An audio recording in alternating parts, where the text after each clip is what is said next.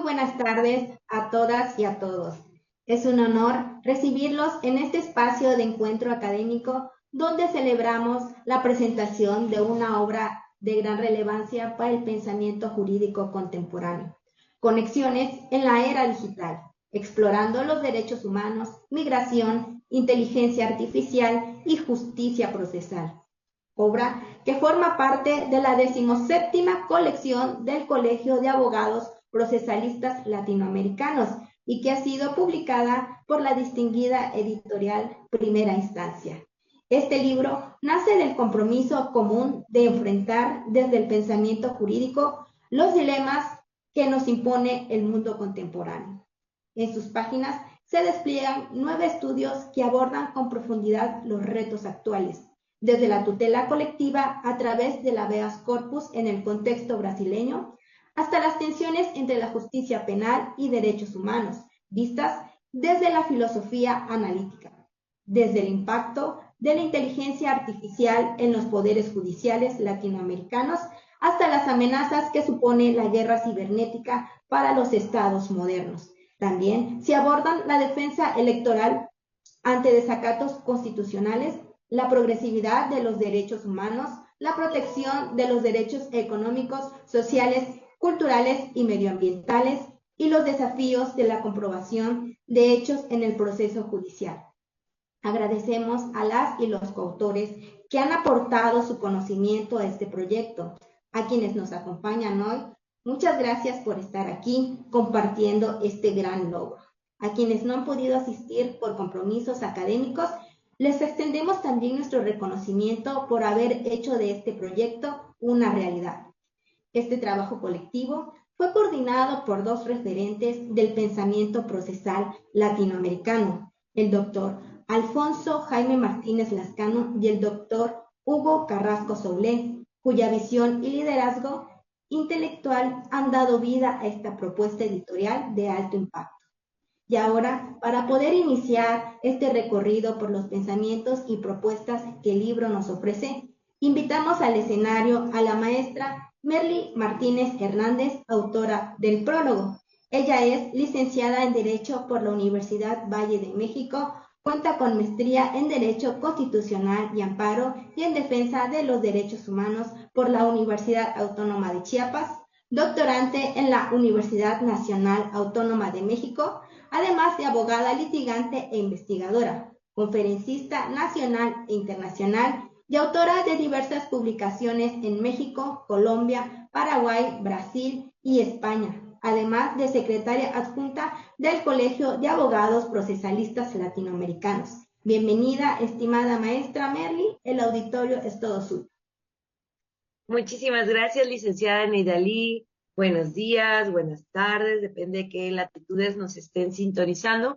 Les doy a todos la bienvenida a esta transmisión en vivo, en la cual tengo el honor de platicarles y presentarles a manera de introducción sobre este libro, una obra colectiva titulada, es un honor para mí, el nombre es Conexiones en la Era Digital, explorando los derechos humanos, migración, inteligencia artificial y justicia procesal.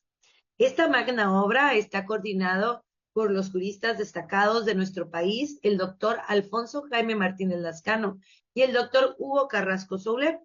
Como redacté en el prólogo, este libro viene en un momento de transición global donde tenemos a lo jurídico, lo social y lo tecnológico convergiendo.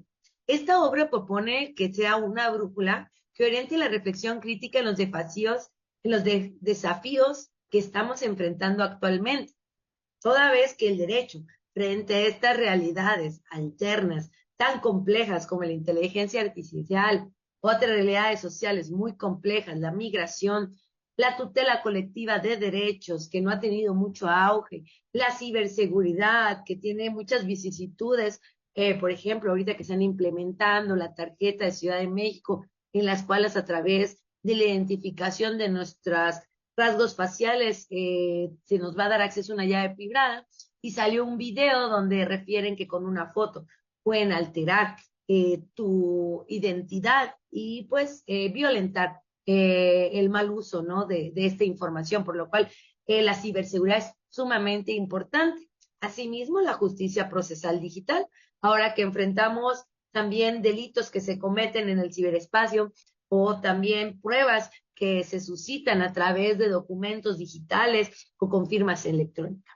La primera parte del libro, Derechos Humanos y Nuevas Formas de Tutela, comienza con el excelso doctor Hendel Martínez Díaz y Fernanda Rosa Coelho, quienes analizan el habeas corpus colectivo en Brasil. Ellos parten de una sentencia de su Tribunal Supremo Federal en un caso que le denominan o le asignaron el número 143.641 SP. Y esta figura es muy importante porque amplía la defensa de los derechos fundamentales, más allá del individuo, rompiendo resistencias procesales tradicionales. Asimismo, luego vamos a encontrar el artículo de Carlos Ernesto Arcudia, Sara Horta y Blanca Torres, quienes revisan el desacato de un Congreso de Yucatán en una resolución electoral federal en el 2001. Este caso demuestra que la tensión entre poderes sucede, que hay una necesidad de mecanismos que sean eficaces, que den cumplimiento y también poder ver cuál es el rol de la Suprema Corte de Justicia de la Nación para preservar aún el orden constitucional. Asimismo, el otro autor que tenemos, este docente investigador de Monterrey, Nuevo León, Luis Gerardo Rodríguez Lozano, por su parte, analiza la progresividad de los derechos humanos. Esto lo hace a partir de un eje interpretativo que permite avanzar más allá del informalismo, integrando diálogos de jurisprudencia internacionales. En la segunda parte del libro, denominada Inteligencia Artificial y Transformación Judicial, tenemos el artículo del coordinador Alfonso Jaime Martínez Lascano, quien aporta una visión sumamente profunda sobre la convergencia digital y la protección de los derechos humanos. Este destaca la urgencia de marcos éticos y normativos frente al riesgo de sistemas automatizados o robotizados como la opacidad algorítmica y los sesgos que se han visto en algunas implementaciones. El doctor Hugo Carrasco Solé López se enfoca en su artículo en la necesidad de regular la inteligencia artificial en los sistemas judiciales latinoamericanos y propone una combinación de legislación de autorregulación y coordinación bajo el paraguas del Sistema Interamericano de Derechos Humanos, que me parece muy atinado. Además, continuamos con el artículo de la doctora Mireya García Monroy, quien se centra en la comprobación de hechos en el proceso judicial digital. Muy interesante. Esta aborda las dificultades probatorias que plantean las evidencias electrónicas frente a métodos tradicionales. Es un llamado claro a la adaptación normativa. La tercera parte de retos globales y seguridad jurídica la desarrollan los autores Luis Andrés Cucarella Galeana, este doctor de España, quien nos aborda a través de su lente cómo es la tutela colectiva de los derechos económicos, sociales y medioambientales. Él destaca su progresividad, equiparándolo con los derechos civiles y políticos en los sistemas europeos y americanos. Asimismo, el doctor Ricardo Martínez Quintero de Colombia introduce una reflexión filosófica sobre las tensiones entre la justicia penal y los derechos humanos. En este artículo denuncia que hay brechas entre lo normativo y lo fáctico por presiones sociales. Finalmente, cerrando con broche de oro, se encuentran nuestros autores hermanos de Colombia, Carlos Alfonso Guecha López y Jaime Cubides Cárdenas, quienes analizan la guerra cibernética y la inteligencia artificial en la defensa del Estado. Ellos subrayan que existen desafíos que plantea la ciberseguridad tanto en el ámbito militar como en el civil. Eso sí, esta obra es, en suma, una contribución esencial al debate contemporáneo, o sea, cómo el derecho puede y debe responder a las transformaciones de nuestro tiempo. Nos recuerda que las conexiones no solo son tecnológicas, sino que también tienen que converger con la ética y con lo jurídico. Estas interdependencias que exigen una colaboración, una visión crítica y un compromiso a los derechos humanos.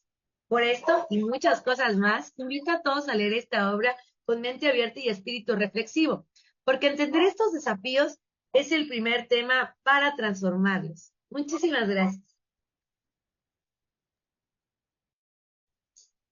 Muchas gracias, estimada maestra Merly Martínez Hernández, por su valiosa participación en esta obra, destacando especialmente su contribución al prólogo, que marca el inicio y sentido del recorrido académico del libro Conexiones en la Era Digital. Gracias, maestra Merly, por contextualizar los temas tratados en este volumen y también por aportarle profundidad, coherencia y una visión crítica a este libro. Muchas gracias, maestra, por su amable aportación. Le enviamos un fuerte abrazo. Hasta luego, buenas tardes a todos. Bueno, ahora esta tarde nos acompaña la doctora Mireya García Monroy, destacada doctora en Derecho con orientación en Derecho Procesal, máster en Derecho con orientación en Derecho de Amparo y catedrática de la Facultad de Derecho y Criminología de la Universidad Autónoma de Nuevo León. Es abogada postulante y autora del capítulo hacia la comprobación de los hechos en materia procesal. Su aportación examina los desafíos que enfrenta la valoración probatoria en la era digital, proponiendo soluciones jurídicas ante la incorporación de nuevas tecnologías en el proceso judicial. Su análisis aporta una perspectiva clave de la evolución del derecho procesal contemporáneo. Bienvenida a casa, estimada doctora Mireya. Tiene usted el uso de la voz. Muchísimas gracias, Neideli, por la presentación. Gracias a todos por la oportunidad de considerarme para esta obra. Agradecida con el doctor Alfonso Martínez Lascano y la comunidad del Colegio de Abogados Procesalistas de Latinoamérica. Un orgullo estar aquí nuevamente con ustedes. Mi agradecimiento siempre a toda la familia. Gracias. Bueno, pues mi tema es relacionado a la comprobación de los hechos, pues en materia procesal, pues más que nada abordamos un poquito lo que son pues los principios que se deben de tomar en cuenta para la valoración de la prueba y los diversos o los diferentes tipos de sistemas que hay para la valoración de la misma, ¿no? Cabe recalcar que eh, cada ley adjetiva nos indica cómo debemos, bueno, cómo el juzgador debe de apreciar y hacer ese análisis de, ya sea de datos, medios o pruebas que se vayan a desahogar durante el proceso. Entonces, ¿cuál es el reto que están presentando? El reto de siempre de todo juzgador, eh, y yo creo que me concederán razón, pues es el desprendimiento de esa subjetividad, ¿no? Así como el desprendimiento de ese conocimiento previo que se tiene para estar en una neutralidad y encontrarse en un área en la cual solamente debe de tomar en cuenta lo que se comprueba de acuerdo a la aportación que hacen las partes para que cada uno afirme o niegue su pretensión. Entonces, si bien es cierto, es difícil esta tarea para el juzgador. ¿Por qué? Porque dependiendo el sujeto procesal, ya sea parte actora o parte demandada, pues sabemos que una de las partes miente, sabemos que una de las partes va a utilizar falacias, vaguedades, ambigüedades, sofismas, estas herramientas que permiten a través del lenguaje y a través de ciertas pruebas, el poderle hacer creer al juzgador una cosa que no es. Entonces, razón por la cual la consecuencia de esto es, pues, que emita una sentencia injusta o una sentencia errónea. Entonces, eh, y más allá, la cuestión digital que ha sido un avance, ha sido un avance para los procesos jurisdiccionales, perdón, pero también han sido los retos para poder eh, darle ese valor, vamos a llamarlo pleno, a la cuestión digital. Si bien es cierto, cuando tomaba mis clases de maestría, incluso de doctorado, nos decían que en cuanto a las pruebas digitales, era muy difícil tomarlas en cuenta por parte del juzgador. Y esto debido a que desde el momento que una prueba o desde el momento que alguna imagen o algo que provenga de algún dispositivo electrónico tenga la aplicación o la herramienta de editar, eh, perdón, era motivo de duda, motivo de duda para el juzgador. Entonces, qué es con lo qué es lo que tratamos siempre de usar o cuál es la alternativa que más invocamos los litigantes para poderle dar esa credibilidad a una prueba digital o que sea indubitable, vamos a llamarlo así, pues es siempre la fe notarial, eh, pero aún así sabemos que lo que le vamos a llevar al notario, pues a lo mejor previamente pudo haber sido editado. Entonces, y sobre todo, otro de los retos que se tienen es que a veces la información, pues no puede ser almacenada por mucho tiempo, sino que hay ciertas tipos de prueba que por sus características eh, pueden eh, no perderse, pueden ahora sí anularse o pueden desaparecer del mismo sistema electrónico por una determinada configuración. Vámonos, por ejemplo, a una cámara de video. Si nosotros queremos, eh, vámonos a, quizá de ejemplo, un robo, a lo mejor en una determinada tienda de conveniencia o en algún establecimiento. Y siempre lo que tratamos de aportar es este video, esta grabación de parte de los circuitos de vigilancia, pues también sabemos que tienen una temporalidad. eh, y a veces nos enfrentamos a detalles o a problemas como que a veces las personas, aunque se ha promovido mucho la cultura de denunciar, pues a veces por el impacto que tiene esta lesión jurídica, pues no se hace el trámite correspondiente en una determinada prontitud. Entonces, si tenemos una prueba en específico en una grabación y esa grabación está programada a que debe de eh, borrarse en 72 horas, pues entonces ya nos hace un poquito complicada la búsqueda, ¿no?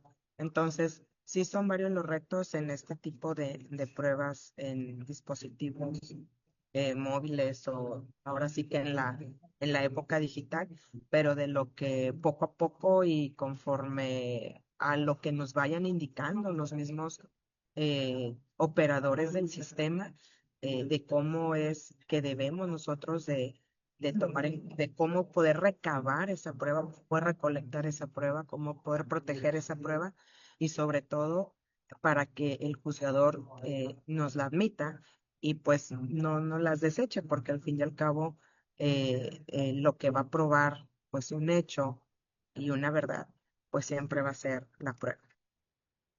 Bien, no sé si estoy en tiempo o me excedí. Le quedan 3 minutos, estimada doctora. ¿Perdón? Le quedan 3 minutos para cerrar su participación. Ah, muy bien. Muchas gracias. Entonces, bueno, pues es a lo que nos enfrentamos los abogados litigantes cuando tenemos que presentar alguna de estas pruebas, o sobre todo cuando son cuestiones contables, cuando son estados financieros. Entonces, sí tenemos que ahora sí estar muy precavidos y acudir a la vieja escuela de que todo en papel, porque también este tipo ahora sí que virus o consecuencias que pueden tener las cuestiones electrónicas, pues es cuando a veces nos juega en contra y no a favor. Agradezco de nueva cuenta que se me haya considerado para la participación en esta obra del doctor Martínez Lascano y al colegio y al colegio de abogados procesalistas de Latinoamérica, eh, que hayan tomado en cuenta mi artículo para la publicación. Muy agradecida con todos ustedes. Buenas tardes. Expresamos nuestro reconocimiento a la doctora Mireya García Monroy por su valiosa participación en esta presentación y por su contribución académica a través del capítulo hacia la comprobación de los hechos en materia procesal. Su estudio ofrece una visión precisa y necesaria sobre los retos que enfrenta la justicia en el manejo de evidencias digitales, planteando reflexiones clave para fortalecer los principios de certeza, legalidad y debido proceso. Aportaciones como la suya enriquecen esta obra colectiva y consolidan el diálogo entre la práctica judicial y la innovación jurídica, tan urgente en nuestros tiempos. Muy agradecidos, estimada doctora, le enviamos un fraternal abrazo. Saludos hasta Gracias, Monterrey. recibido. Hasta luego.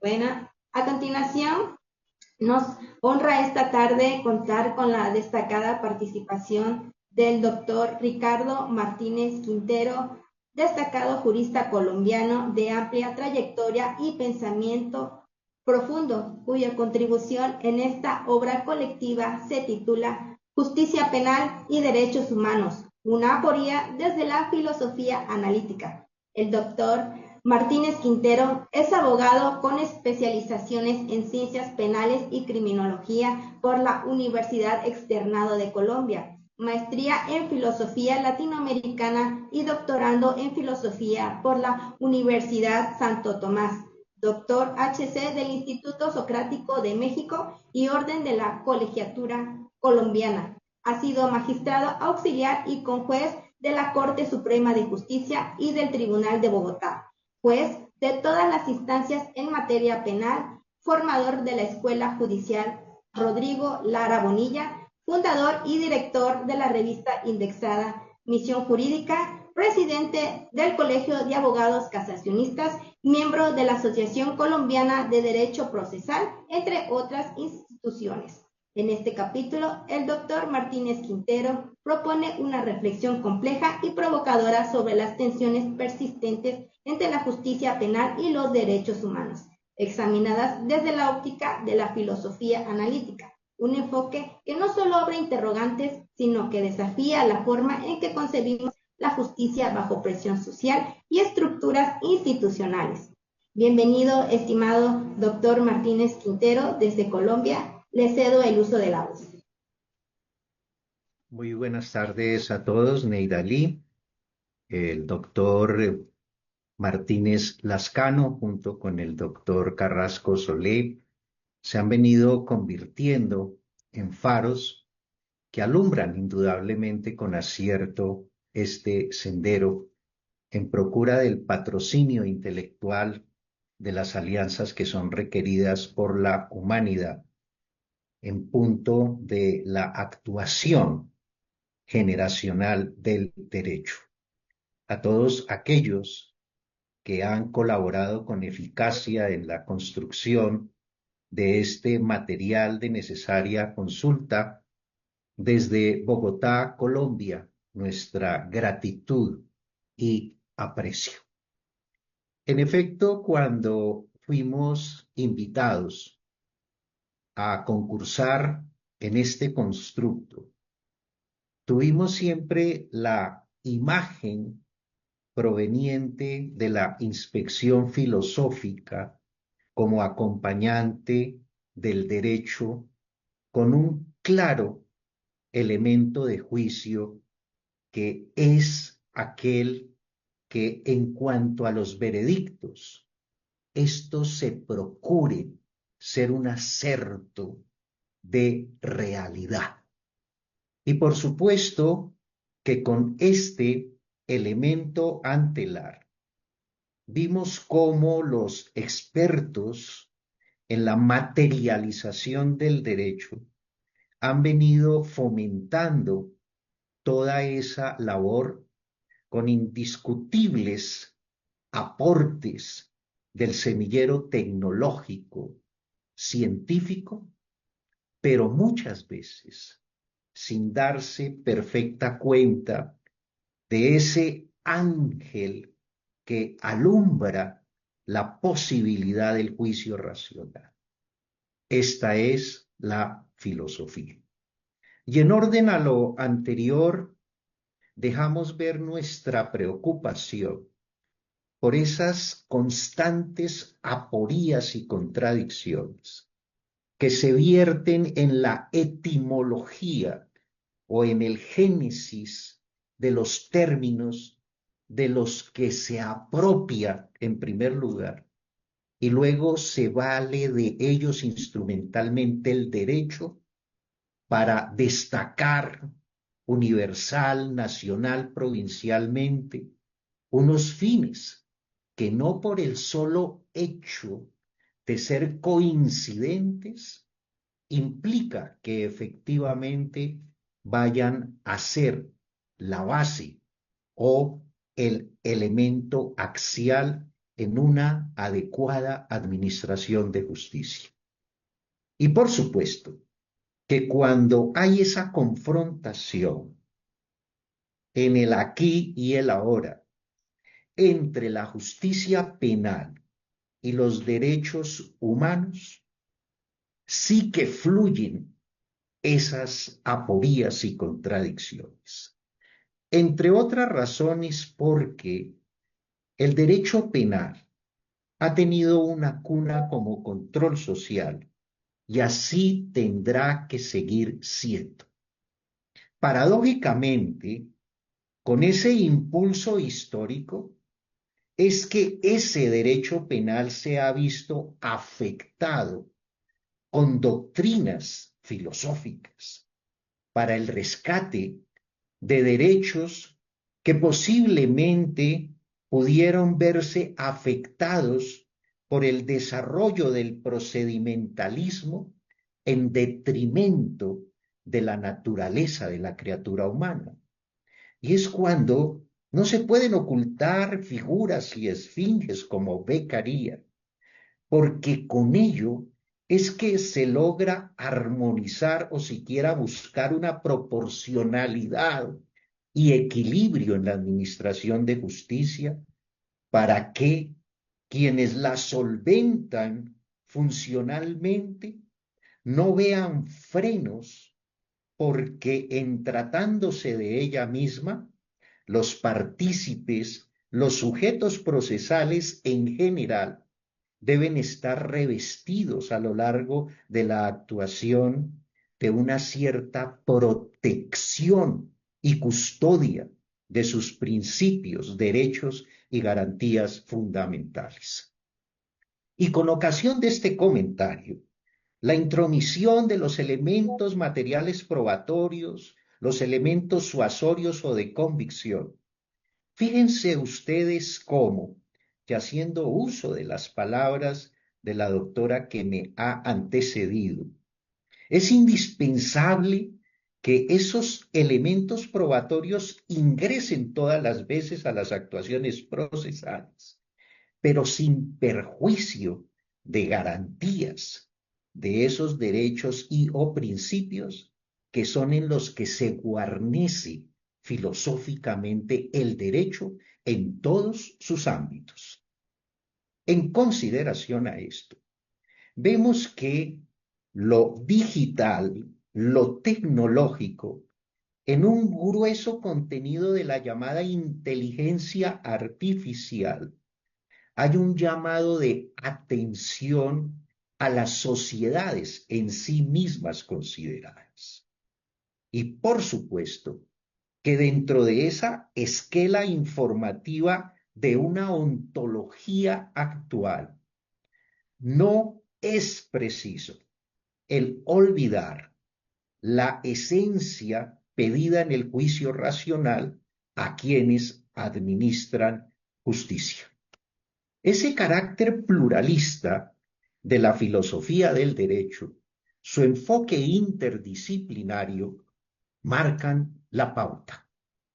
Y de allí que entonces resulte un axioma inalterable que con la intromisión de estas nuevas formas de conocimiento ya para ir concluyendo, haya sin duda alguna una búsqueda incansable, no por la autonomía, no por la independencia de los jueces, sino por su equilibrio.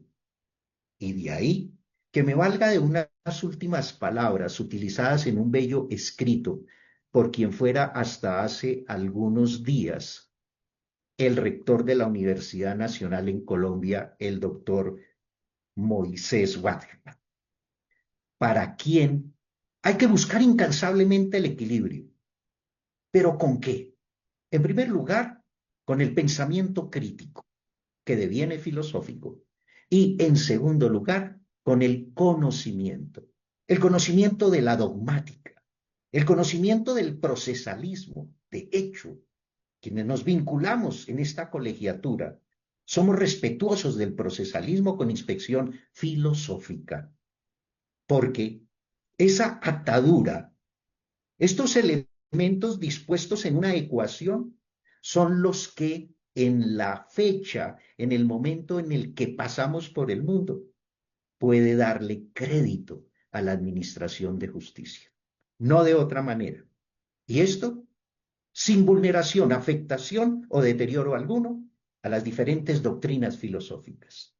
En el caso mío, el estoicismo, la templanza, la valentía, la sabiduría y la justicia puestas al servicio de los demás, que es el auténtico correlato de los derechos humanos, el derecho internacional humanitario, la Declaración de los Derechos del Hombre y del Ciudadano y actualmente la convencionalidad. No de otra manera podría verse válidamente fincada expresión alguna de dogmática, porque se convertiría en simple acechanza política. E infestos los caminos que han venido haciendo lamentablemente de nuestras sociedades procrastinadoras. No dejemos para después lo que podemos hacer ahora. Y el ahora busca equilibrio. Equilibrio de la mano de la armonía y la proporcionalidad, que son postulados de la naturaleza, de aquella a la cual correspondemos por pertenencia, porque no somos más que la naturaleza, sino parte de la naturaleza. Bienvenida esta obra, y ojalá leída, entendida, comprendida y aplicada para el bien de la humanidad.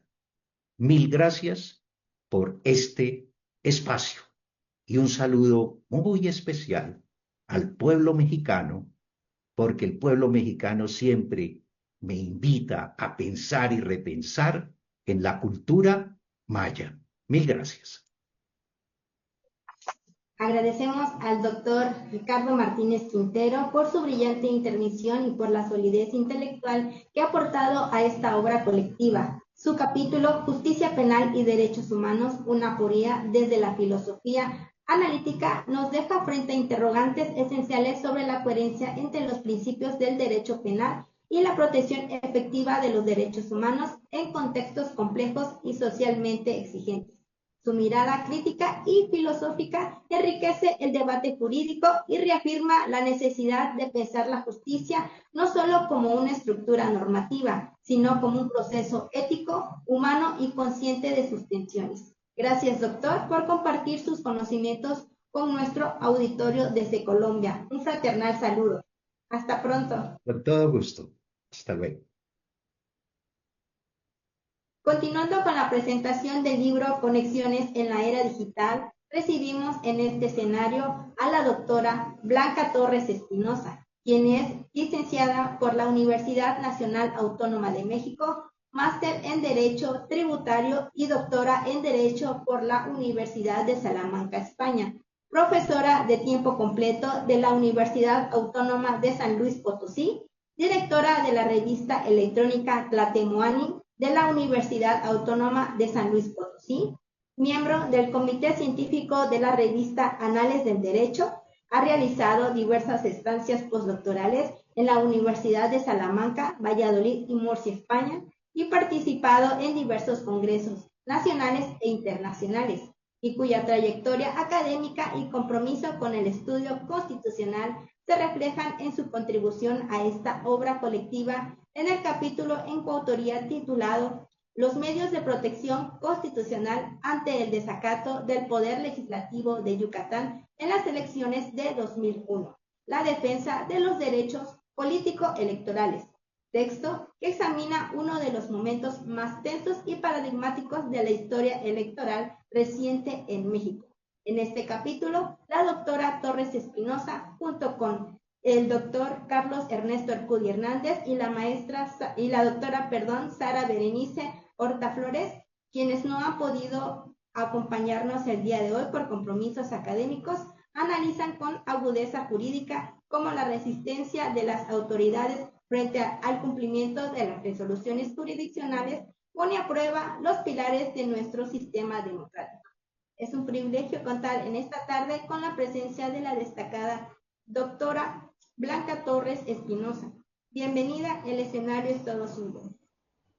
Muchísimas gracias.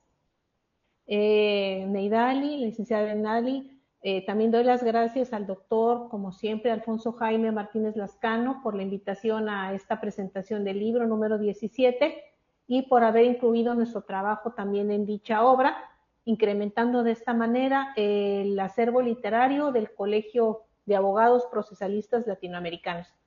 También gracias a todos los profesores que han participado con su trabajo en la investigación en todos estos años y en cada uno de los libros publicados en beneficio de la comunidad académica. Bien, a continuación realizaré un resumen del contenido del capítulo denominado Los medios de protección constitucional ante el desacato del Poder Legislativo de Yucatán en las elecciones del año 2001, la defensa de los derechos político-electorales. Bien, si bien es cierto que ya han pasado básicamente 25 años después de este acontecimiento, lo cierto es que incluso a la fecha muchos estudiosos del derecho por lo menos no se sabía respecto de este tema que de forma interna pasó en el estado de Yucatán. Se analiza el proceso electoral en el estado de Yucatán del año 2000 al 2001 y en el cual dentro del estado en ese momento se iban a renovar la gobernatura del estado, el Congreso local y 106 ayuntamientos, previo a las elecciones. Se genera un conflicto preelectoral por la integración del Consejo Electoral del estado. En ese momento gobernaba el Partido Revolucionario Institucional y obviamente que, bueno, pues desafortunadamente por las cuestiones de orden político, pues se deseaba que las personas del Consejo Electoral del Estado fueran del mismo partido político, lo que produjo incluso en ese momento alternancia política, ya que después de 70 años el presidente de la República no era de dicho partido. Sin embargo, Yucatán durante ese periodo fue uno de los estados que resistió a los cambios y que, bueno, pues continuaba el mismo partido político en ese momento en funciones. Y hay que destacar que el gobierno del PRI gobernó desde 1967 a 1969 y de ahí el arraigo hasta el año 2000 y resistencia al cambio de dicho partido. Bien, las campañas electorales mencionadas en Yucatán se realizaron en medio de protestas y agitación, incluso ante las propuestas que en ese momento el presidente Vicente Fox quería o deseaba gravar con IVA los alimentos básicos y los medicamentos. Bien, en ese contexto, el Congreso del Estado de Yucatán, por medio de un decreto número 278, acuerda ratificar por otro periodo a los consejeros ciudadanos del Consejo Electoral con el fin de que fueran aquellas personas que estuvieran en el proceso del cambio, sobre todo pues interno, no de gobierno. Ante esta situación,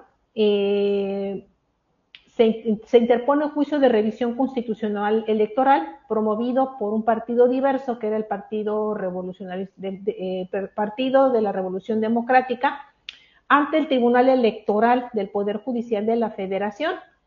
el cual resolvió anular dicho decreto en donde se ratificaban a estos 14 consejeros, ya que no se cumplía con los lineamientos señalados en el Código Electoral del Estado, por lo que se exige reponer el procedimiento de designación de los consejeros, y pues esto no fue bien visto por el gobierno interno del Estado. Más tarde, el 12 de octubre del 2001, la Sala Superior del mismo Tribunal Electoral anula ese decreto del 278, señalando que, bueno, pues efectivamente se había violado el Código Electoral del Estado y que, bueno, pues no se contaba con la mayoría, ¿verdad?, de la votación que se requería para poder ratificarlos. Dicho procedimiento aparentemente cumplía las cuestiones relativas al decreto 289, sin embargo, de esos 59 candidatos que había para poder ser electos, nuevamente se escogen a los 14 anteriores y se señala que además los otros sobrantes no cumplían con los requisitos de la convocatoria. Nuevamente viene otro problema y los partidos PAN y PRD vuelven a interponer otro juicio de revisión constitucional en donde se revoca dicho decreto para que pudieran participar otras personas y que se señalaba además que dicho decreto había dejado fuera a los demás candidatos, además de que se habían establecido nuevos requisitos que no se señalaban en la convocatoria anterior. Bien, el Congreso del Estado y el gobernador no acatan la orden de la sala y, bueno, les dan 24 horas para dar cumplimiento, lo cual, pues, no se realiza. Más tarde, el 22 de diciembre del año 2000, la Sala Superior es quien revisa nuevamente las 47 candidaturas ante la omisión de cumplimiento de dicha sentencia por parte del Congreso y se hace con el fin de que todos los participantes pues puedan tener la misma oportunidad. No obstante, pues continúa la negativa del Congreso y la falta de apoyo del gobierno para continuar. Aunado a lo anterior, los consejeros reelectos por decreto 286 seguían en posesión, sí, no querían dejar las instalaciones del Consejo Electoral, aun cuando la sala ya les había notificado su baja e entrega inmediata de las instalaciones, por lo que la sala del Tribunal Electoral tiene que solicitar la intervención del mismo presidente de la República, de la Secretaría de Hacienda y Secretaría de Gobernación en México, para poder dotar de recursos económicos al nuevo Congreso, al nuevo, Consejo. La sala amonesta a los consejeros, dando vista a la Procuraduría General de la República, con el fin de que se cumpla dicha sentencia. En este ínter, también el Estado de Yucatán realiza nuevamente otra reforma, una reforma más al Código Electoral para regular que 7 consejeros fueran propuestos por el Congreso y los otros 7 por la Sala Superior del Tribunal Electoral, y lo que desencadena otra litis, que finalmente pues el asunto es remitido a la Suprema Corte de Justicia de la Nación para resolver la controversia. Y la Suprema Corte señala o resuelve a través de esta acción de inconstitucionalidad el 7 de abril del 2001 que el Consejo Legítimo es el elegido por la Sala del Tribunal Electoral, solicitando cesar a los consejeros actuales, entreguen la posesión a los nuevos consejeros, haciendo también entrega de las instalaciones. Y no es hasta el 9 de mayo del 2001, es decir, después de 9 meses, que la sala decreta finalmente el cumplimiento de la sentencia ante estos hechos políticos que se estaban realizando en ese momento. En una segunda parte del capítulo del libro se analizan una serie de tablas que describen el procedimiento a seguir por el juicio de revisión constitucional, que la verdad en la práctica creo que es poco conocido pues por la mayoría de los abogados, aun cuando está ahí, ¿verdad?, porque no se utiliza con mucha frecuencia. En una tercera parte también, por medio de otras tablas, también se hace el desglose del procedimiento de acción de inconstitucionalidad, señalando pues en todo momento cuál era la competencia, la oportunidad, la procedencia de la acción, quiénes son las partes legitimadas, los requisitos formales, los requisitos de contestación y las pruebas. Y se señala de forma enfática que En este caso no existen medios de impugnación contra las resoluciones de las acciones de inconstitucionalidad. En conclusión, tenemos que el desacato del gobierno de Yucatán en ese momento respecto a las resoluciones del Tribunal Electoral del Poder Judicial de la Federación ha sido un caso icónico en la alternancia política mexicana durante el inicio de este siglo, siendo un paradigma el cumplimiento forzoso en una sentencia, aún sin la intervención del gobierno de Yucatán, sino que el mismo fue por medio de otro tipo de acciones que se tuvo que formar el Consejo Electoral en medio de esta vorágine de problemas e inconformidades políticas del momento. Este es el resumen del capítulo y los invitamos a que lo lean de forma completa y pueden hacernos pues cualquier tipo de preguntas a los correos electrónicos que vienen en dicho capítulo del libro. Y nuevamente doy las gracias al Colegio de Abogados Procesalistas Latinoamericanos y a todos los investigadores y público que nos escucha por su amable asistencia a este evento. Los invitamos a leer la obra en general. Muchísimas gracias a todos. Agradecemos a la doctora Blanca Torres Espinosa por compartir con nosotros los aportes centrales del capítulo que coescribió junto con el doctor Carlos Ernesto Arcudi Hernández y la maestra Sara Berenice Horta Flores, a quienes extendemos también nuestro reconocimiento por su valiosa contribución. El tema que han abordado, la defensa de los derechos político-electorales ante el desacato institucional, representa uno de los puntos más delicados y cruciales en el fortalecimiento de la democracia. Gracias por su valiosa contribución que honra el espíritu crítico y comprometido de esta obra. Les enviamos un fraternal saludo a todos. Gracias. Hasta la próxima. A continuación, nos honra presentar al doctor Hugo Carrasco Soulé, uno de los coordinadores de esta obra colectiva y autor del capítulo La necesidad de regular el empleo de la inteligencia artificial en los poderes judiciales en Latinoamérica. Su texto plantea una reflexión indispensable sobre el impacto tecnológico en el sistema de justicia y la urgencia de establecer marcos jurídicos que aseguren transparencia, legalidad y protección de derechos en el uso de la inteligencia artificial.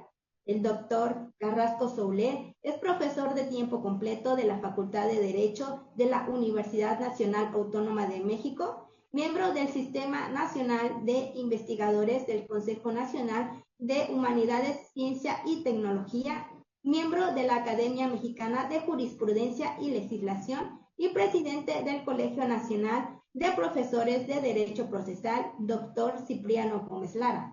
Desde una mirada crítica y propositiva, nos invita a repensar el vínculo entre tecnología y derecho, especialmente en aquellos espacios donde se decide la vida jurídica de las personas. Bienvenido a esta presentación, estimado doctor. Tiene usted el uso de la voz. Muchas gracias, Neidali. Pues para mí es un honor estar en este evento en donde presentamos el volumen número 17 de la colección de abogados procesalistas latinoamericanos.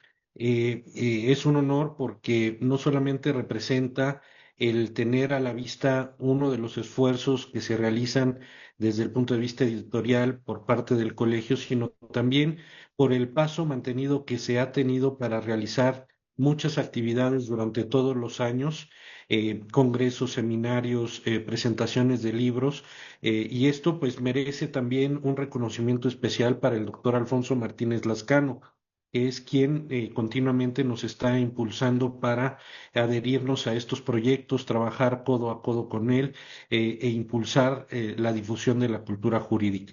Reconocerle su constancia, su trabajo y su esfuerzo pues es más que merecido y agradecemos también los espacios que nos abre tanto el colegio como él en lo personal para estar en estos proyectos. Pues en mi caso trabajamos sobre el tema de la inteligencia artificial, que es un fenómeno que está impactando en todas las esferas de la vida cotidiana, es una tecnología que está penetrando en todas las esferas de nuestras vidas. y pues, ¿por qué no sería también un efecto en el mundo o en el ámbito legal? Desde luego, pues genera muchas preguntas sobre los roles tradicionales y desafíos de las aplicaciones de inteligencia artificial que pudieran aplicarse en nuestra profesión. También, pues, tiene algunos temas relacionados con la ética y relacionados con la discriminación, el uso de algoritmos, y efectivamente considero que es muy importante el ponernos de acuerdo como sociedad, no solamente sociedad mexicana, sino sociedad mundial, en cómo encauzar, encaminar la inteligencia artificial.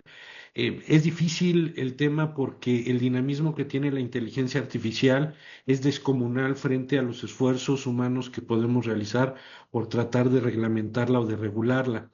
Me parece que también tenemos que buscar ser prácticos, buscar temas de autorregulación o modelos híbridos en donde los que operan la inteligencia artificial, los conocedores de la inteligencia artificial, sometan sus actividades de creación de avances en torno a la inteligencia artificial, pues a ciertos principios y valores que sean mundialmente aceptados y que nos sirvan para poder encauzar los esfuerzos de la inteligencia artificial para que sea un beneficio para la completa humanidad.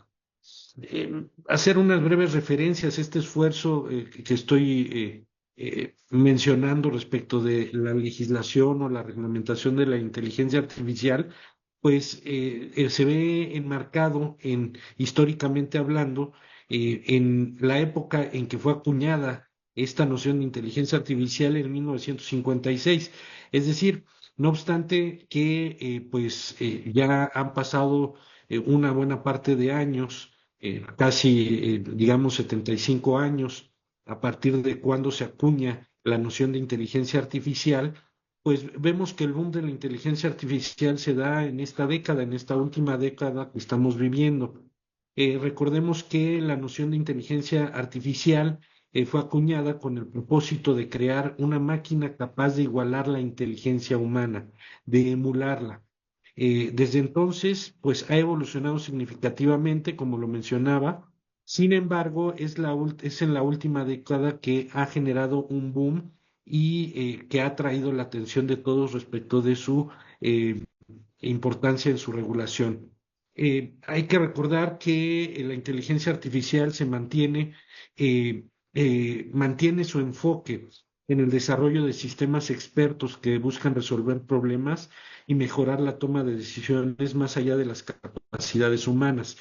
Desde luego, como ya lo mencioné, pues la inteligencia artificial tiene muchos retos, como lo puede ser que en su empleo o en su desarrollo, pues se generen temas de discriminación en los algoritmos, en la creación de los algoritmos, y eso pues nos lleve a problemas en cuanto a su aplicación, porque estarían escondidas esas reglas de discriminación que estarían aplicándose a través de la inteligencia artificial. También representa algunos desafíos relacionados con la seguridad jurídica, no solamente la seguridad personal, me refiero ya a la seguridad jurídica en el manejo de información confidencial, en el manejo de datos personales. Es importante tener en cuenta el tema de la seguridad jurídica para pensar en un buen manejo de la inteligencia artificial. Recordar que la inteligencia artificial en ningún momento se ha planeado, bueno, no que no se haya planeado, pero la intencionalidad de mi perspectiva es que la inteligencia artificial sí esté al servicio del ser humano, esté al servicio como una herramienta en los distintos ámbitos, en el ámbito de la salud, de la educación, del derecho, y así facilitar los procesos, facilitar las carencias que se tienen y eficientar los tiempos que se invierten y los esfuerzos que se realizan. en algún momento estuve viendo algunos datos importantes en cuanto al manejo de la inteligencia artificial en materia de salud y los resultados son muy importantes en cuanto a los tiempos de respuesta. El ser humano todavía tarda mucho tiempo en procesar información que para algunas circunstancias es fundamental. Por ejemplo, en una sala de emergencias, en la toma de decisión de si un determinado número de ambulancias deben de llevar a determinado número de pacientes y decidir en ese momento con la información que se tiene a qué tipo de paciente se puede trasladar en una ambulancia en un momento de emergencia. El decidir encontrar y diagnosticar enfermedades con mayor rapidez que lo que hace el ojo humano. Esto no quiere decir que vaya a sustituir la inteligencia artificial al ser humano, sino es importante seguir la línea de que la inteligencia artificial esté en todo tiempo al servicio del ser humano y a disposición del ser humano, acatando todo lo que ya hemos construido en cuanto a la interacción del ser humano frente a otros seres humanos. Todo el tema de derechos humanos tendría que ser un tema guía para la aplicación de la inteligencia artificial y no violentar ningún derecho humano que hubiéramos desarrollado ya sea legislativamente, en tratados internacionales o jurisprudencialmente. Me parece que en temas de derecho, la inteligencia artificial, pues a través de algunos sistemas, por ejemplo, la jurimetría o también la extracción de información de jurisprudencias, de criterios jurisprudenciales, podría ayudarnos a tener una justicia más pronta y expedita. Eh, Creo que la inteligencia artificial representa un desafío importante y ante ese desafío importante tenemos que caminar con la misma rapidez para hacer ver que la inteligencia artificial no puede ser un fenómeno que vaya sin regulación, sin cauces, sin diques que le vayan indicando el cauce, que el ser humano necesita que tenga esa inteligencia artificial para que no nos desborde. Es un desafío importante. Concluyo mencionando que al invocar la regulación, no necesariamente, aunque ya hay ejercicios importantes legislativos en la Unión Europea, en otros países, inclusive en México, bueno, pues ya se están viendo algunas iniciativas, inclusive la Suprema Corte de Justicia ya está tratando de aplicar algunos temas de inteligencia, algunos sistemas de inteligencia artificial para poder procesar y tener mejor acceso a la información jurisprudencial. Hay mucho camino por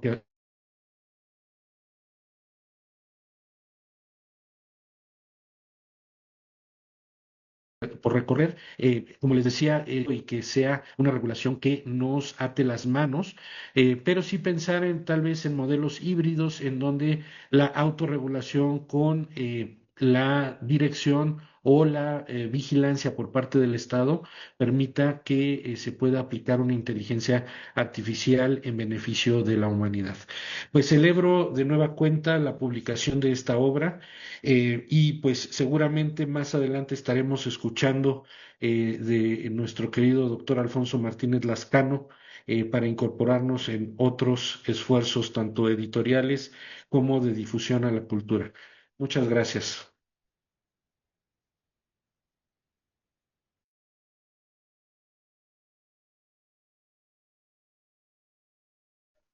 Agradecemos al doctor Hugo Carrasco Soulé por su valiosa intervención y por el liderazgo académico que ha ejercido como uno de los coordinadores de esta obra. Su capítulo nos plantea una reflexión oportuna y necesaria sobre el papel de la inteligencia artificial en los sistemas judiciales en América Latina y sobre la urgencia de construir marcos normativos que estén a la altura de los desafíos tecnológicos de nuestro tiempo. Su contribución intelectual no solo fortalece el contenido de este volumen, sino reafirma la vocación crítica y propositiva que inspira esta publicación colectiva. Gracias, estimado doctor, por compartir con nosotros su pensamiento riguroso y comprometido. Invitamos a todo nuestro auditorio que si gustan recibir un ejemplar electrónico sin costo del libro Conexiones en la Era Digital, explorando los derechos humanos, migración, inteligencia artificial y justicia procesal, nos envíen un correo a revistaprimerainstancia@gmail.com con la solicitud correspondiente y un breve resumen del tema o los temas que más les haya llamado la atención en esta presentación.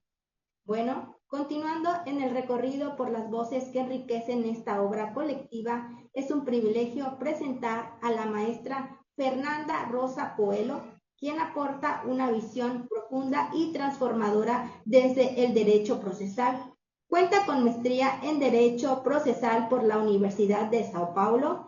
Es investigadora del Grupo de Investigación, Proceso y Constitución del Programa de Posgrado en Derecho de la Facultad de Derecho de la Fundación Escuela Superior del Ministerio Público de Brasil, profesora de la licenciatura en Derecho de la Facultad Brasileña de Innovación y de la licenciatura en Derecho Anhanguera Educacional, junto al doctor Handel Martín Díaz, coautor del artículo. La maestra Coelho abordan el capítulo Habeas Corpus en el orden jurídico brasileño, hipótesis de admisión de la garantía procesal constitucional para la tutela colectiva de derechos. En él se plantea una lectura renovadora de esta figura constitucional, proponiendo su potencial como mecanismo de protección en contextos colectivos, más allá del alcance tradicional individual.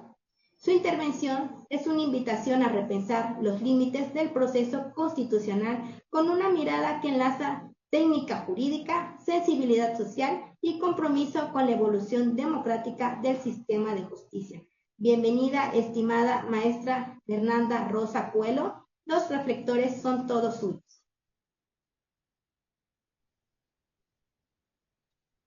Boa tarde a todos. Gostaria de cumprimentar os colegas que aqui já expuseram e também aqueles que nos assistem. E antes de mais nada, eu queria pedir licença para vocês para falar em português. Prometo que vou tentar falar de forma mais clara e vagarosa possível, mas certamente vocês vão ter mais facilidade em me entender em português do que no espanhol que eu falo.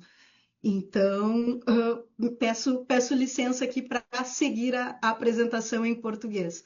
Gostaria também de agradecer muito especialmente o convite para participar da obra e desse evento, e agradeço aqui na pessoa dos professores Alfonso Jaime Lascano e Hugo Carrasco Solé, e também agradeço muito ao professor Handel Martins Dias, querido amigo e meu coautor nesse artigo que faz parte dessa obra e o qual eu vou falar um pouquinho aqui para vocês. O texto, ele fala sobre o uso do habeas corpus, que é um remédio processual constitucional, não só que defende a garantia de liberdade e o direito de ir e vir, mas o uso dele não só para a defesa de direitos individuais, mas também de direitos coletivos. E o ponto de partida da nossa análise não poderia ser outro, senão a Constituição Brasileira de 1988, que marca uma grande mudança de redemocratização do país e também uma grande mudança jurídica no país, após um período de restrições de direitos, de um regime militar, a exemplo do que a América Latina toda experimentou em alguma medida.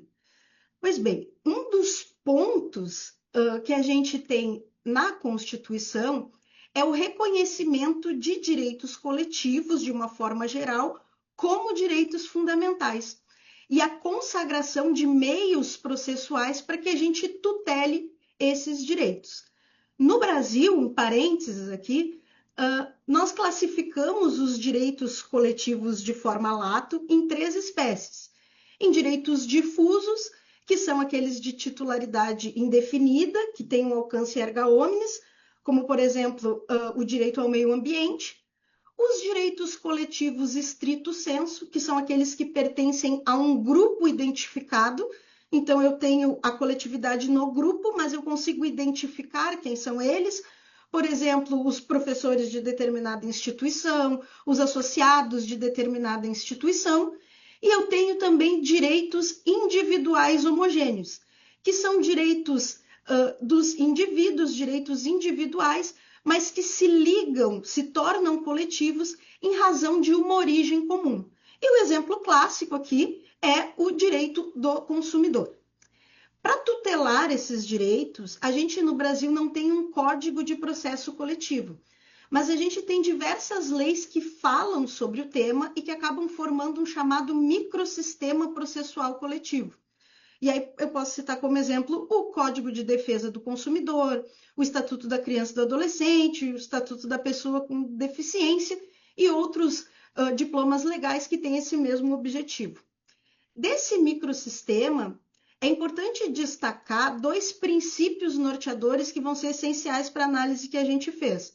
O princípio da máxima efetividade e da amplitude da tutela coletiva, ou seja, eu sempre preciso tutelar a coletividade de forma que eu consiga, na maior medida, satisfazer ou garantir esses direitos coletivos. O outro princípio seria o da atipicidade da tutela coletiva, ou seja, eu posso tutelar esses direitos coletivos por todos os meios possíveis e admitidos, não necessariamente apenas por aqueles tipificados ou previamente previstos em lei. Paralelo a isso, a Constituição também consagrou alguns remédios processuais constitucionais que buscam realmente a tutela desses direitos fundamentais de uma forma mais ampla. São eles o mandado de segurança, que tutela direitos líquidos e certos, o mandado de injunção, para omissões do poder público em geral, o habeas data, que vai tutelar o direito à informação, e o que a gente recortou aqui na nossa pesquisa, o habeas corpus para o direito à liberdade, o direito de ir e vir. A grande questão é que o mandado de segurança e o mandado de injunção, eles possuem uma previsão expressa para o uso tanto para a defesa individual quanto para a defesa coletiva. Ao passo que o habeas corpus e o habeas data não. E é aqui que entra a discussão do cabimento desses remédios processuais também para tutela coletiva.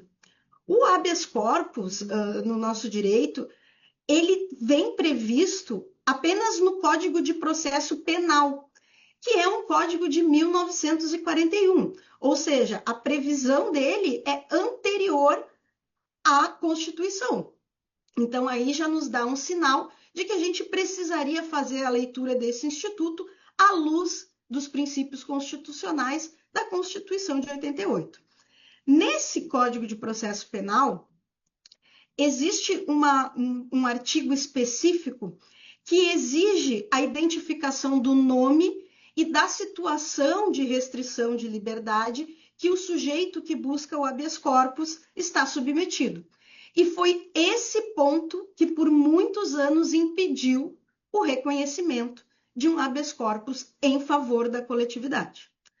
Porém, em 2018, o Supremo Tribunal Federal, que é a nossa Corte Constitucional, ele reconheceu expressamente a possibilidade de habeas corpus para tutela de direitos coletivos, com o julgamento do habeas corpus 143 e 641. Esse habeas corpus ele foi impetrado em favor das mulheres em prisão cautelar que estivessem grávidas ou em estado puerperal, ou que fossem mães de crianças com até 12 anos que ficassem sob sua responsabilidade. E a intenção aqui era converter essa prisão preventiva em prisão domiciliar. A ordem foi concedida, ou seja, não só foi admitido a existência a possibilidade desse habeas corpus coletivo, como também foi admitida essa conversão da prisão, e os fundamentos foram o reconhecimento dos direitos coletivos como direitos fundamentais, sobretudo no caso de vulneráveis, como foi o caso, o favorecimento do acesso à justiça e também o fato de que existem outras ações constitucionais que buscam a defesa desses direitos coletivos, conversando um pouco com a atipicidade das ações coletivas da tutela coletiva. No caso, um ponto de destaque foi que, embora ele fosse um habeas corpus coletivo, Nesse caso, era possível identificar quem eram as pessoas beneficiadas por aquela ordem, porque os institutos prisionais tinham uma lista prévia de quem eram as mulheres naquela situação. Então, dessa forma, eu conseguiria conformar a necessidade de uma tutela coletiva para aqueles direitos e também a exigência do Código de Processo Penal de descrição, de individualização de quem são os beneficiados. Depois dessa decisão, nós tivemos outras decisões também de habeas corpus coletivos nesse mesmo sentido. Por exemplo, conversão de prisão civil de pais devedores de alimentos para prisão domiciliar no período da Covid, questões de superlotação de presídios durante a pandemia, para pessoas que tivessem já com período de prisão preventiva e tudo mais. Então, nós tivemos outros casos nesse mesmo sentido. A grande questão é que todos esses casos exigiam a identificação desses sujeitos, ou seja, todos esses casos versavam sobre direitos individuais homogêneos e não sobre direitos difusos ou direitos coletivos estrito sensu. E esse foi o nosso grande ponto.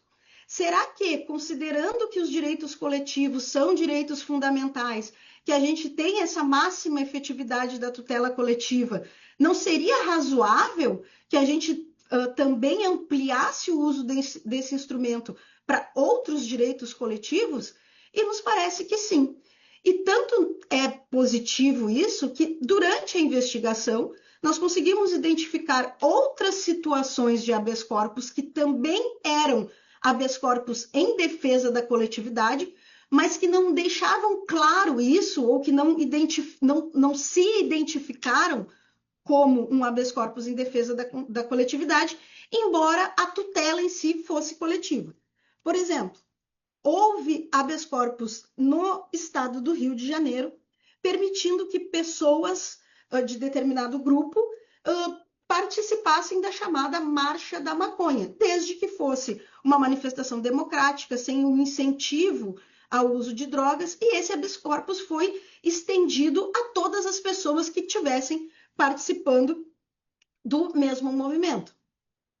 Também no Rio de Janeiro, foi concedido o habeas corpus em favor de todos os moradores das favelas do Jacarezinho e do conjunto habitacional Morar Carioca, para que fosse garantida a liberdade deles em virtude de uma medida de busca e apreensão coletiva e indiscriminada nessas comunidades. Então, aqui eu tenho uma ordem, eu tenho uma ordem coletiva e o correlato habeas corpus coletivo. Em outro caso, também curioso, no estado de São Paulo, foi concedido habeas corpus em favor de crianças e adolescentes que morassem... Un minuto para cerrar su participación. Claro, que morassem na comarca de Cajuru ou que estivessem ali de passagem, em razão de uma portaria que estabelecia um toque de recolher na comarca para essas crianças. Então, nesses casos, embora eles não tivessem identificados como habeas corpus coletivos, a gente consegue ver muito bem que eles versam sobre a coletividade. E assim, a nossa conclusão é de que esse habeas corpus ele precisa ser também admitido para direitos difusos e direitos coletivos como um todo, como já foi, mas agora com a consciência desse uso. E eu agradeço imensamente a oportunidade e passo a palavra de volta. Expresamos nuestro agradecimiento a la maestra Fernanda Rosa Coelho y al doctor Handel Martín Díaz por su generosa participación y por su compromiso académico que respaldan cada palabra de su capítulo. Cabe resaltar que su capítulo en la edición de este libro se encuentra traducido al español. Su contribución representa una pieza esencial en el tejido intelectual de esta obra. El análisis que proponen desafía paradigmas procesales y nos invita a imaginar un derecho constitucional más expansivo, sensible y adaptado a los contextos colectivos que claman justicia. Gracias por compartir su conocimiento, por abrir el debate y por sumar sus voces a esta construcción colectiva que busca fortalecer el acceso a la tutela efectiva en América Latina y más allá. Muchas gracias, les enviamos un fuerte abrazo y nuestra gratitud, reconociendo que la obra queda enriquecida por su visión y entrega. Bueno, siguiendo con la presentación del libro, nos honra recibir en este escenario al doctor Luis Gerardo Rodríguez Lozano, distinguido jurista, doctor en Derecho por la UNAM, maestro en Derecho Administrativo por la misma Casa de Estudios, miembro del CONACYT Nivel 1, cuenta con perfil PROMED, profesor de la Cátedra de Derecho Administrativo en la licenciatura y posgrado de la Facultad de Derecho y Criminología de la Universidad Autónoma de Nuevo León. También es miembro del Comité Doctoral de la Facultad de Derecho y Criminología de la misma universidad. Y como autor del libro Conexiones en la Era Digital, el doctor Rodríguez Lozano nos brinda una reflexión de suma relevancia sobre el carácter progresivo de los derechos humanos.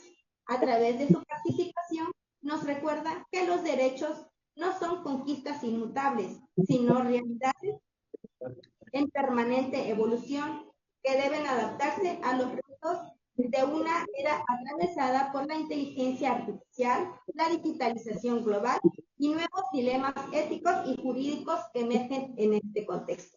Es un placer tenerlo en este escenario, estimado doctor Luis Gerardo. Puede iniciar con su disertación. Bueno, pues primero que nada, buenas tardes. Agradezco mucho la invitación del doctor Jaime Alfonso Martínez Lascano a participar en esta presentación del libro que coordina de la mano del doctor Carrasco Saulé. Los felicito, es un excelente libro, tiene muy buenos temas y aparte de tratar temas de mucha actualidad como es el tema de la inteligencia artificial. En mi caso, yo traté sobre el principio de progresividad. A mí siempre me han llamado mucho la atención el tema del Estado social, de los derechos sociales, de la intervención del Estado, puesto que vivimos cada vez vivimos en sociedades donde hay más precariedad y la cuestión social se ha vuelto muy compleja, el acceso a los derechos sociales, por supuesto, igual de compleja. Y aunque este principio de progresividad obviamente aplica a todo tipo de derechos, yo lo hice más pensando en los derechos sociales, puesto que, como bien señala el jurista italiano Riccardo Guastini, los derechos, el discurso de los derechos se tiene que ver siempre en una condición de expansividad, y la restricción de estos derechos solo se hará por causas excepcionales. La regla general siempre es el impulso hacia adelante. Eso a mí me parece muy interesante, y el principio de progresividad pues se enmarca en la Reforma Constitucional de Materia de Derechos Humanos del 2011, está contemplada en el artículo primero constitucional, y creo que ha sido de bastante relevancia este principio, puesto que sí, hay que vincularlo también con las políticas públicas, porque los derechos sociales dependen mucho de las políticas públicas. En la medida en que las dejemos a un lado, los derechos no se van a mover mucho. Pero las políticas públicas en conexión con el principio de progresividad, bueno, y todos los demás principios, ¿no?, que se están establecidos particularmente en el artículo primero constitucional, y que también tienen referencias en la Corte Interamericana de Derechos Humanos. De este principio se ha hablado mucho últimamente. Ahí están los libros del argentino Cristian Curtis, que ha sido un referente importante en materia de derechos sociales.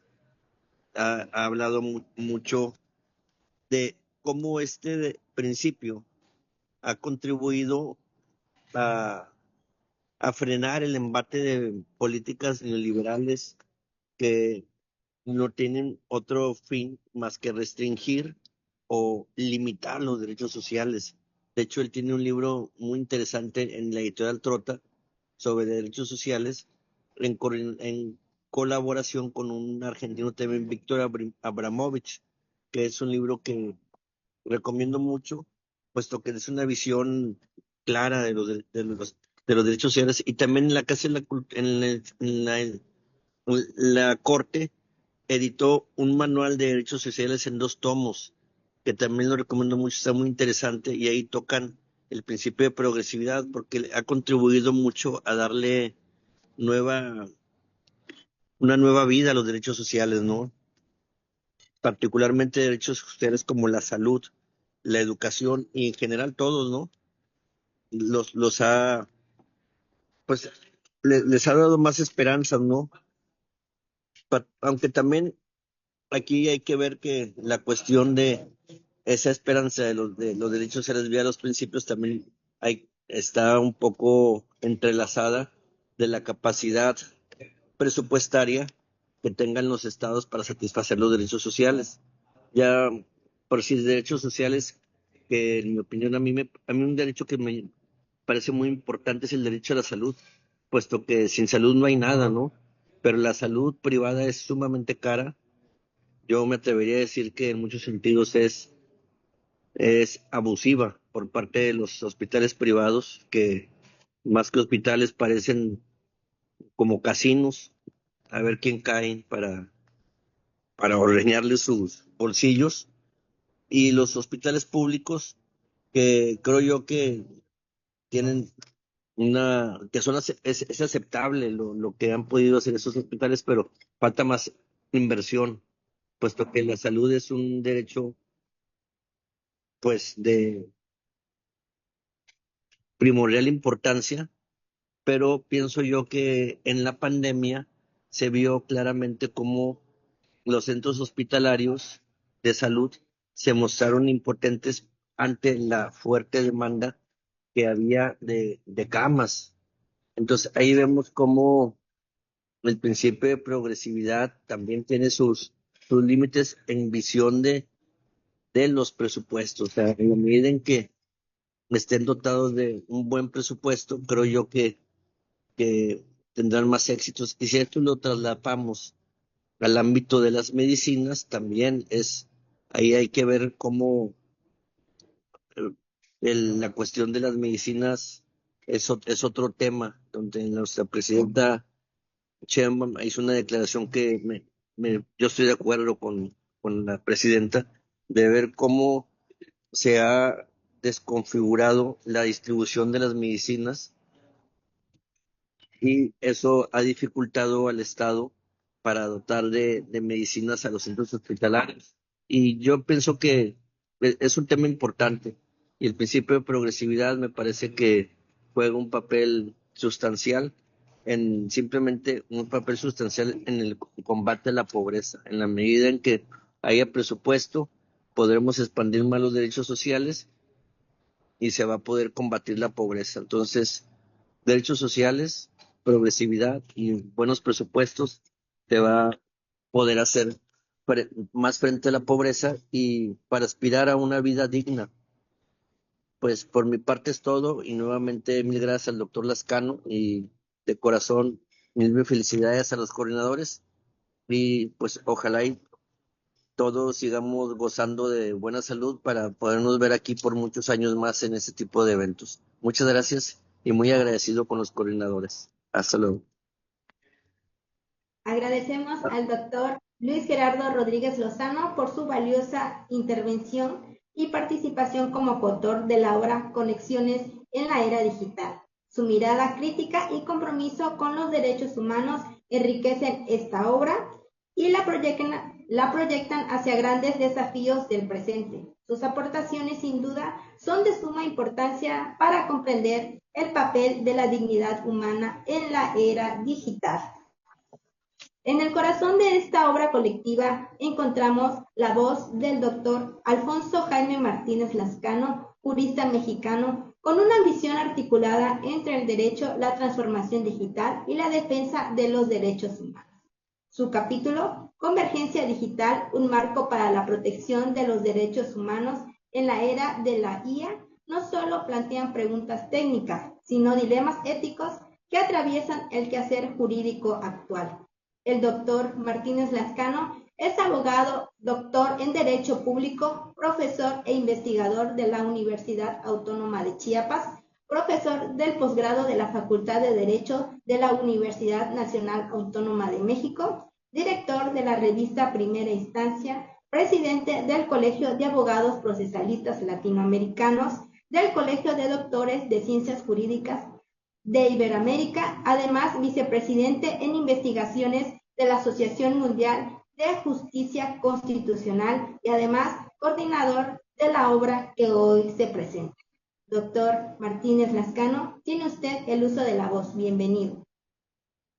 Muchas gracias, licenciada Neidalí Espinosa Sánchez.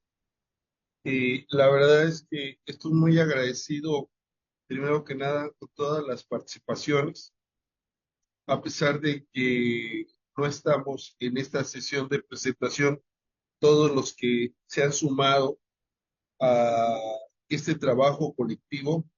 Sin embargo,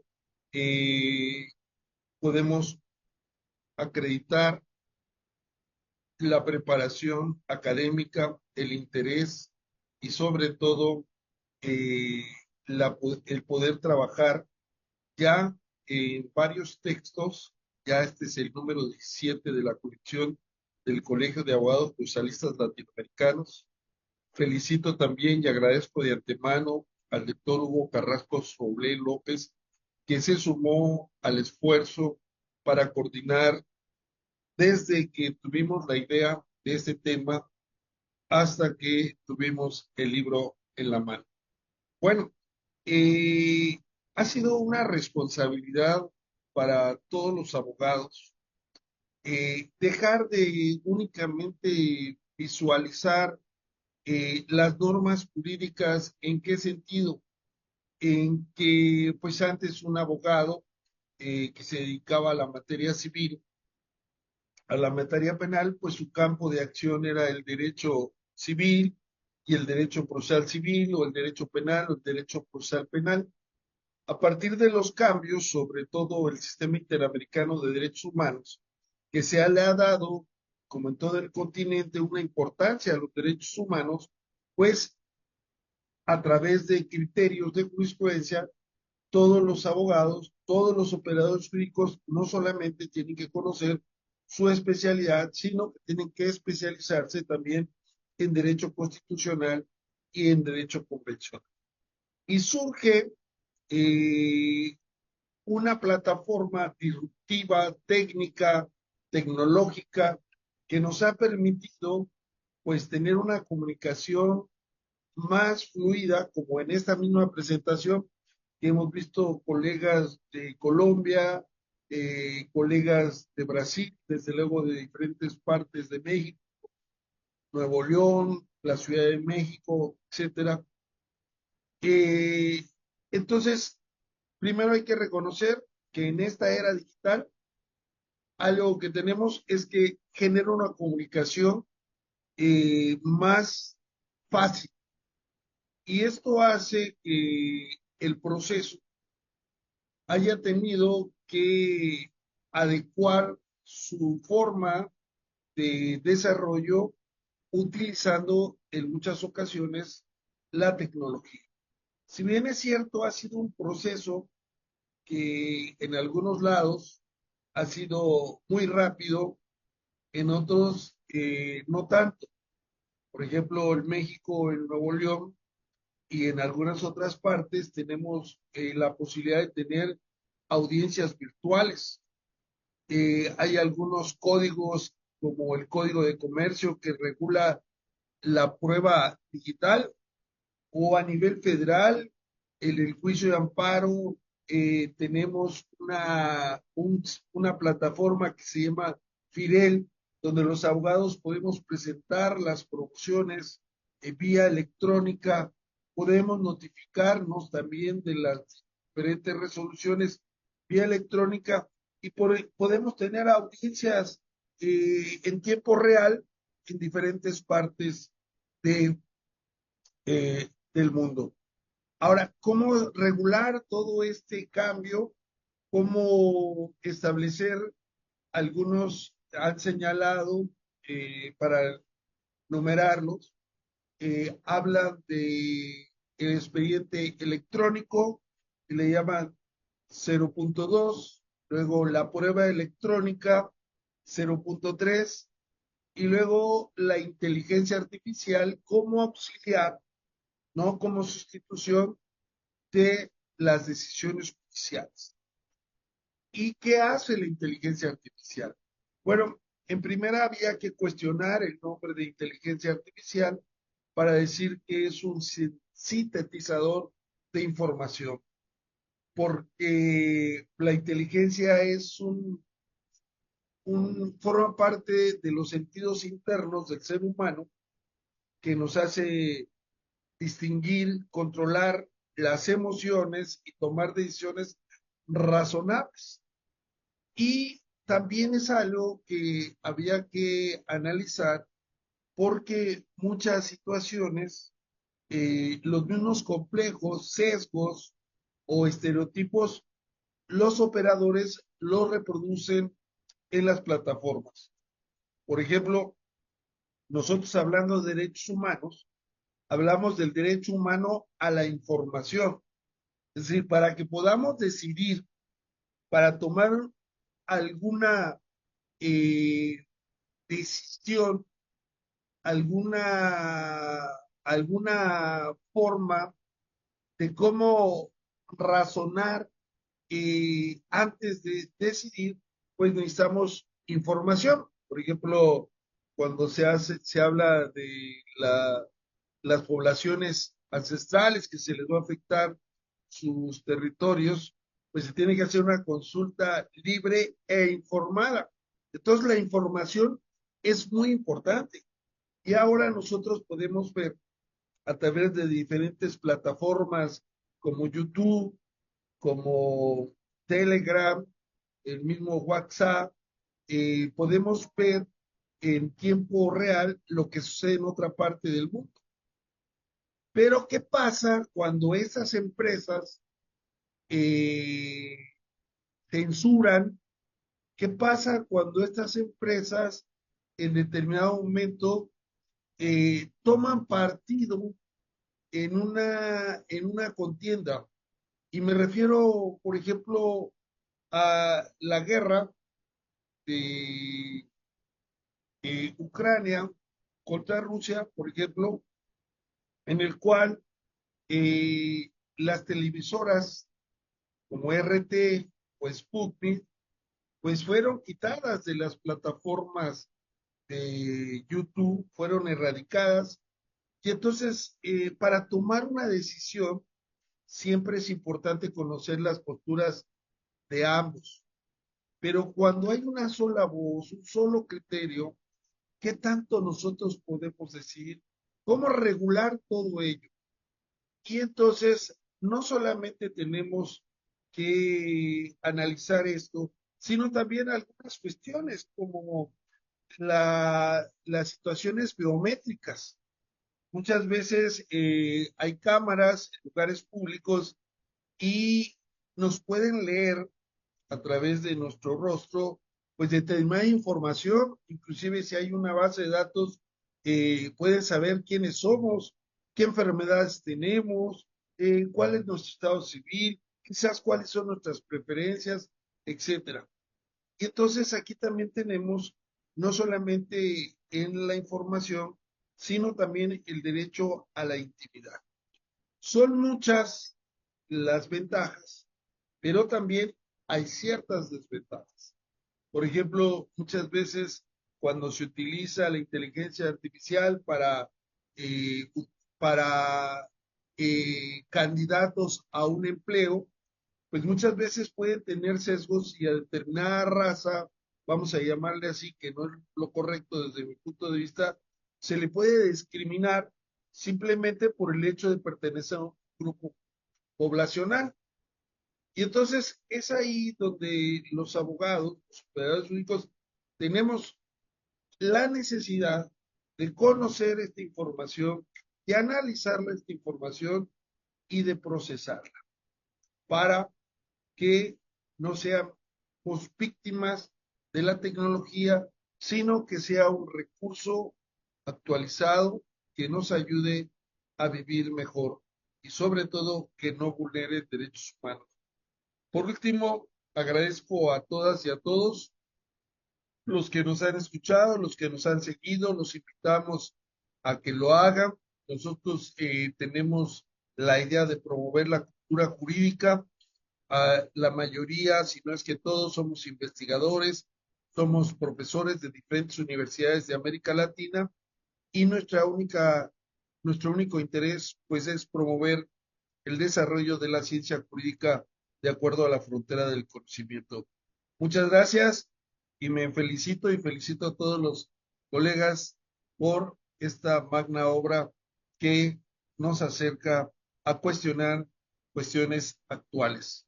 Muchas gracias, Neidalí, muy amable. Hasta pronto.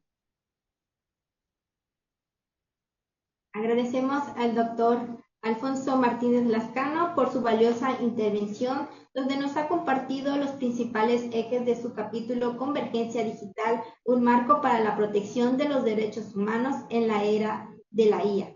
Su reflexión nos invita a pensar el derecho desde nuevas coordenadas, donde la tecnología exige respuestas normativas claras, éticas y profundamente humanistas. Muchas gracias, estimado doctor, por su participación. Desde el foro de TVLex mandamos saludos a nuestro auditorio, a Merly Lascano, que dice buenas tardes, qué excelentes autores, saludos, a Ricardo Salgado Dionisio y a Javier Guerrero, que nos mandan saludos, y a Sara Berenice Horta Flores, que dice excelente libro y grandes ponentes. Muchas gracias a todos por sus comentarios y saludos. También extendemos nuestro agradecimiento a todas las personas que nos acompañaron en la presentación del libro Conexiones en la Era Digital, así como a cada uno de los autores que han contribuido con su talento, pensamiento crítico y compromiso académico a esta obra colectiva. Desde Brasil, Colombia, México y España, voces diversas se han reunido en este proyecto para construir un diálogo profundo sobre los desafíos jurídicos, éticos y sociales que emergen en estos tiempos de transformación tecnológica.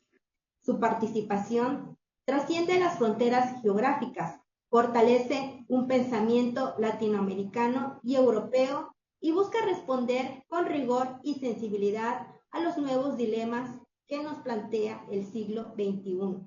Agradecemos especialmente a los coordinadores de esta obra, al doctor Alfonso Jaime Martínez Lascano y al doctor Hugo Carrasco Soulé, por guiar este proceso editorial con visión crítica, solidez académica y una clara apuesta por el futuro del derecho en contextos digitales. Conexiones en la era digital es más que un libro, es una plataforma de pensamiento que articula derecho, tecnología y derechos humanos. Un espacio para repensar la justicia desde nuevas coordenadas sin perder de vista los principios que la sostienen. Gracias, estimados, por ser parte de esta magna obra. Antes de despedirnos, ya está aquí el doctor Jaime Cubides. Doctor Jaime Cubides, bienvenido. Buenas tardes, ¿cómo están? Un gusto saludarlos. Doctora Neidalí, un gusto. Qué pena en este momento pues llegar. El tráfico en Bogotá no ayuda y no colabora en estos menesteres y justo hubo un accidente acá en el centro de la ciudad que mis amigos lo han vivido, cómo se congestiona. Quería primero presentar en 5 minuticos algo muy puntual en relación al libro y al muchísimas gracias, Neidali. Quisiera pues presentar pues un saludo muy especial al Colegio de Abogados Procesalistas Latinoamericanos. Para nosotros es muy importante pues esta plataforma, esta red académica ha sido realmente algo muy valioso. Este libro realmente es una apuesta, lo que decía el profesor Alfonso Martínez Lascano, lo que decía pues en su cierre, digamos, los otros profesores que antecedían la palabra, que los estaba siguiendo, pues realmente estos temas son muy novedosos. Estos temas son realmente algo muy novedoso. Hablar, digamos, del tema digital y el entorno digital nos trae a nosotros, pues, varios interrogantes, y dentro de esos interrogantes creo que el más importante es la limitación a los derechos, la limitación al poder estatal, la limitación a la aplicación de la seguridad, y por eso, digamos, dentro de nuestro trabajo, pues hablamos de una guerra que podría hablarse de guerra cibernética, guerra digital, otros le han llamado guerras de quinta generación, pero pues realmente hay que decirlo, hay que manifestarlo, es algo muy diferente, es algo muy novedoso. Eh, Todo el tema de la IA, porque este texto pues se realiza no con tanto el auge de la IA, pero ya habíamos avisorado, vaticinado unas discusiones con el tema de la IA, y después de la expedición de este libro, en este año pues ustedes vieron que llegó pues una guerra, o llamémoslo así, un primer ataque manejado totalmente por IA de drones entre Rusia y Ucrania, ¿no? Creo que estos temas son muy importantes para el derecho, pensar en un derecho digital, pensar en unas guerras digitales, pensar en contextos de IA, pensar en nuevos escenarios, pues ponen limitaciones y ponen muchas dificultades a los derechos, y creo que es el límite. ¿Qué tanto queremos dejar limitar nuestros derechos? ¿Qué tanto hay que limitar al poder del Estado? Y creo que ahí hay una metáfora muy importante frente a una metáfora de Edipo cuando se amarra al mástil de su barco por el canto de las sirenas. Y él se amarra en el mástil precisamente para no dejar caer en esos cantos de las sirenas, porque pues las sirenas llevaban o conllevaban pues desgracia, ¿no? ¿Quién es ese Edipo? Pues Edipo debe ser los estados. A Edipo tenemos que amarrarlo, tenemos que limitarlo, porque puede pasar en estos contextos que hoy el canto de sirena sea muy diciente. Podemos decir que hoy tenemos pues hackers y crackers, que también hacemos la distinción en el texto. El hacker, digámoslo así, él busca o es un reto desbloquear los sistemas. El cracker busca dañar el sistema. Y obviamente, digamos, todos estos nuevos conceptos, el software, el malware, y todos estos conceptos hacen que hoy se deba limitar al mal al Estado, y se deba limitar temas de seguridad, se deba limitar temas en la aplicación de derechos, se deba limitar todo.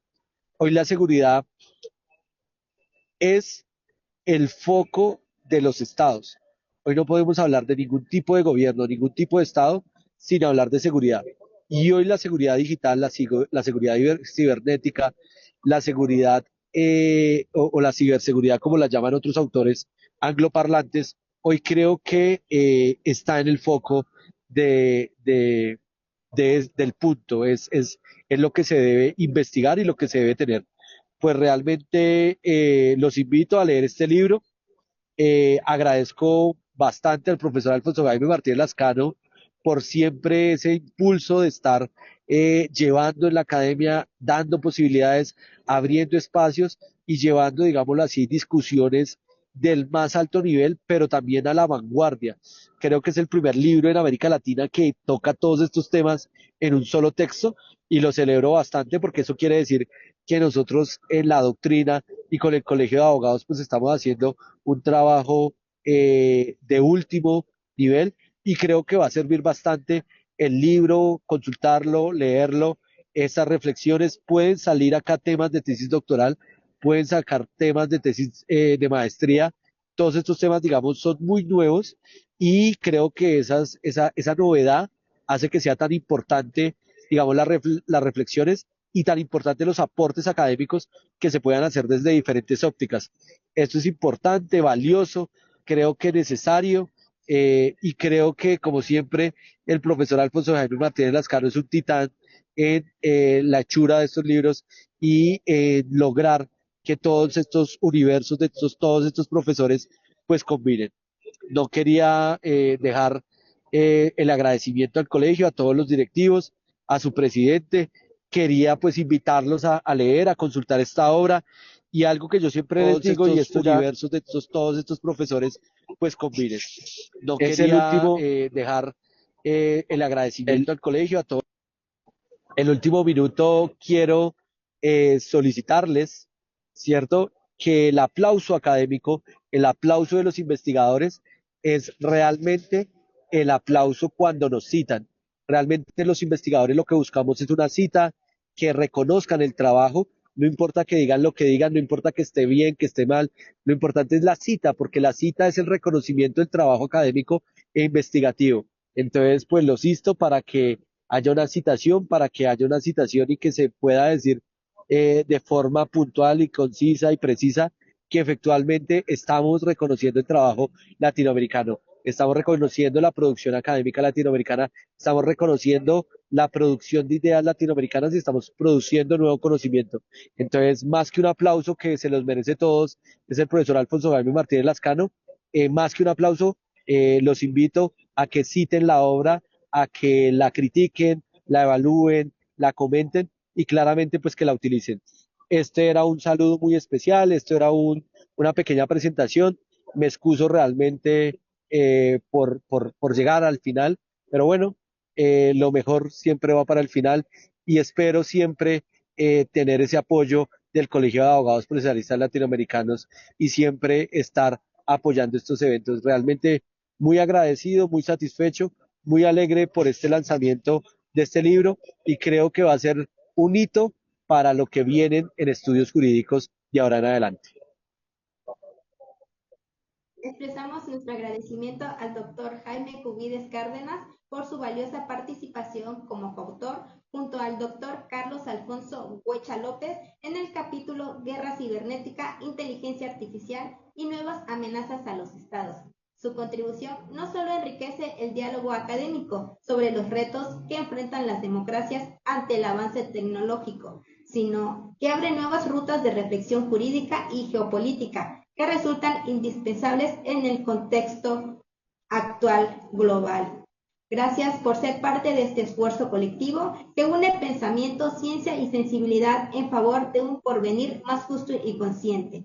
Un fuerte abrazo, estimado doctor Jaime. Saludos hasta Colombia. Y también extendemos nuestro agradecimiento a cada asistente, autor y coordinador por ser parte de esta conversación urgente y colectiva en la presentación del libro. Muchas gracias. Los invitamos a seguir participando en los eventos organizados por el Colegio de Abogados Procesalistas Latinoamericanos, donde continuamos promoviendo la discusión de temas esenciales para el derecho y la sociedad. Los invitamos a la entrega de certificados del curso internacional del Sistema Interamericano de Derechos Humanos y el primer Congreso Interamericano de Derechos Humanos, que se llevará a cabo el día de hoy a partir de las 5 de la tarde, hora México. También los invitamos al estreno del Foro de Integración Cultural y Académica con el tema El rol del derecho en la configuración de la identidad cultural, conducido por los destacados doctores Bisman Johan Díaz Castillo de Colombia y el doctor Alfonso Jaime Martínez Lascano de México, el próximo miércoles 9 de julio a la 1 de la tarde, hora México. También los invitamos al Foro Derecho para Todos, el próximo 10 de julio a la 1 de la tarde, con el tema Control de Convencionalidad, segunda parte, y como moderadores al doctor Alfonso Jaime Martínez Lascano y el doctor Hugo Carrasco Soler.